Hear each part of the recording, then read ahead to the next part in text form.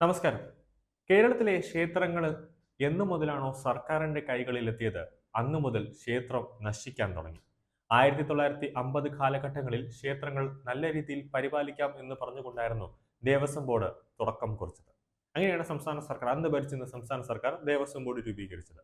പക്ഷേ അന്നു മുതൽ ദേവസ്വം ബോർഡിന്റെ കൈവശം ഇരിക്കുന്ന ക്ഷേത്രങ്ങൾ ഒന്നും തന്നെ വലിയ രീതിയിൽ ഒരു വികസനം നടന്നിട്ടില്ല എന്നതാണ് വസ്തുത.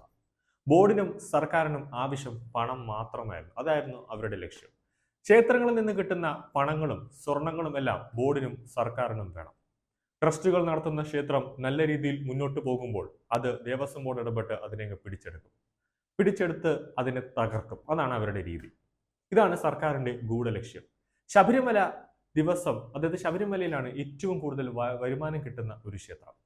അവരുടെ വികസനം നടക്കുന്നില്ല എന്നത് നമുക്ക് നല്ലപോലെ അറിയാം. ദേവസ്വം ബോർഡ് എന്നാണോ ശബരിമലയിൽ കൈകടത്തിയത് അന്നു മുതൽ ശബരിമലയിൽ വികസനം സ്വിച്ചിട്ടതുപോലെ നിന്നു. വലിയൊരു കോടിക്കണക്കിന് രൂപയാണ് നവംബർ, ഡിസംബർ, ജനുവരി മാസങ്ങളിൽ, അത് മണ്ഡലകാല മകരവിളക്ക് സമയത്ത് വലിയ തോതിൽ കാണിക്കയായിട്ടും അതുപോലെ തന്നെ സ്വർണമായിട്ടും അയ്യപ്പ ഭക്തർ ശബരിമലയ്ക്ക് കൊടുക്കുന്നത്. അത് സർക്കാരിനും അവസാനം ദേവസ്വം ബോർഡിന്റെ കൈകളിലേക്ക് എത്തും. എന്നിട്ട് ഭക്തർക്ക് താമസിക്കാനോ അതോടൊപ്പം തന്നെ അരവണയിൽ, ഏറ്റവും പ്രസിദ്ധമായ ശബരിമല അരവണയിൽ പോലും നല്ല രീതിയിൽ കൊടുക്കാൻ സർക്കാരിന് കഴിഞ്ഞിട്ടില്ല. ഈ വർഷമാണ് കോടിക്കണക്കിന് വിലയുള്ള അരവണ സർക്കാർ നശിപ്പിച്ചത്. ബ്ലാക്ക് ലിസ്റ്റിൽ പെടുത്തിയ കമ്പനിക്ക് കുറഞ്ഞ വിലയിൽ കരാർ കൊടുക്കുകയും അതോടൊപ്പം തന്നെ ചേരുവകളിൽ രാസപദാർത്ഥത്തിന്റെ സാന്നിധ്യം ഉണ്ടായിരുന്നത് വലിയ വിവാദമായി. അവസാനം ഹൈക്കോടതിയിലേക്ക് ഇടപെട്ട് അത് നിർത്തലാക്കാൻ പറഞ്ഞു.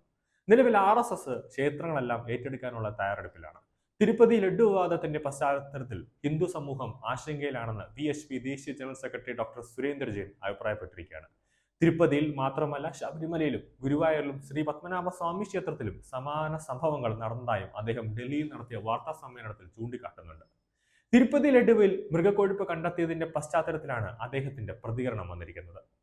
ക്ഷേത്രങ്ങളെ സർക്കാർ നിയന്ത്രണത്തിൽ നിന്ന് മോചിപ്പിക്കണമെന്നാണ് VHP മുന്നോട്ട് വയ്ക്കുന്ന ആവശ്യം. ക്ഷേത്രങ്ങളുടെ ഭരണപരിപാലന ചുമതല വിശ്വാസികളെ ഏൽപ്പിക്കണം. ക്ഷേത്രങ്ങളുടെ പണം ഹിന്ദു വിരുദ്ധത്തിൽ എത്തിച്ചേരുന്നു എന്നതാണ് VHP ഇപ്പോൾ പറഞ്ഞിരിക്കുന്നത്.